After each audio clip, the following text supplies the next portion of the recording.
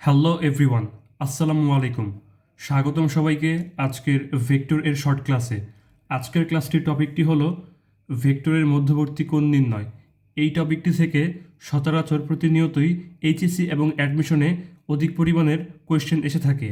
আজকের কোয়েশ্চেনটি যেমন ঢাকা ইউনিভার্সিটির 19-20 সেশন, 14-15 এবং জগন্নাথ ইউনিভার্সিটির 16-17 সেশনে এই প্রশ্নটি এসেছিল।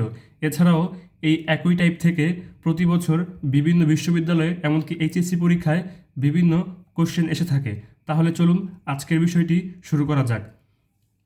এখানে আমাদের কোয়েশ্চেনে বলা হয়েছে দুইটি ভেক্টর, এ একটি ভেক্টর এবং বি একটি ভেক্টর, এবং এর মধ্যবর্তী কোণ নির্ণয় করো। এখানে আমাদের দুইটি ভেক্টর দেওয়া হয়েছে এবং বলা হয়েছে ভেক্টরদের মধ্যবর্তী কোণ নির্ণয় করতে। তাহলে চলুন শুরু করি। আমরা জানি A B cos theta equal A V ভেক্টরের ডট গুণ। তাহলে এইখান থেকে আমরা লিখতে পারি কস থিটা ইকুয়াল টু দুইটা ভেক্টরের ডট গুণফল ডিভাইডেড বাই দুইটা ভেক্টরের মান। এখন আমরা যদি দুইটা ভেক্টরের ডট গুণফল করি এবং দুইটা ভেক্টরের মান বের করতে পারি এবং মানগুলো আমরা যদি এখানে বসিয়ে দিই, তাহলে কিন্তু আমরা খুব সহজেই আমাদের উত্তরটি পেয়ে যাব। তাহলে আমরা যদি এখানে ভেক্টর দুইটার ডট গুণফল করি, তাহলে এখানে আমাদের দুইটা ভেক্টর দেওয়া রয়েছে, এ একটা ভেক্টর এবং ভি একটা ভেক্টর। তাহলে 3i minus 3j dot B একটা vector B 5i plus 5k।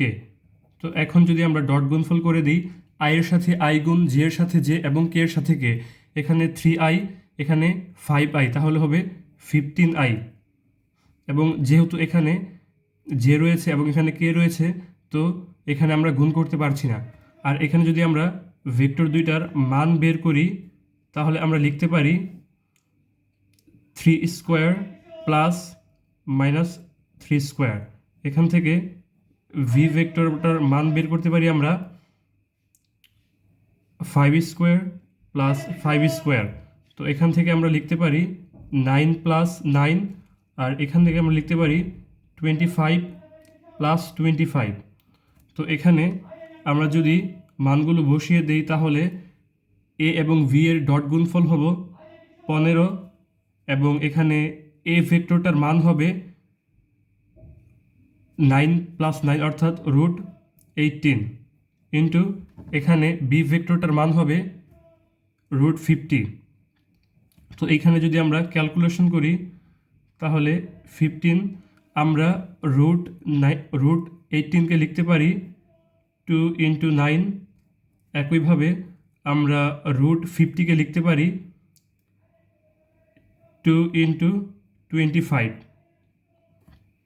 তো এখানে আমরা √15, তো এখান থেকে আমরা √9কে কিন্তু আমরা 3 লিখতে পারি। তাহলে এখানে 2 3 √2। একইভাবে এখানে আমরা √25কে লিখতে পারি 5। তো একইভাবে এখানে 5 √2।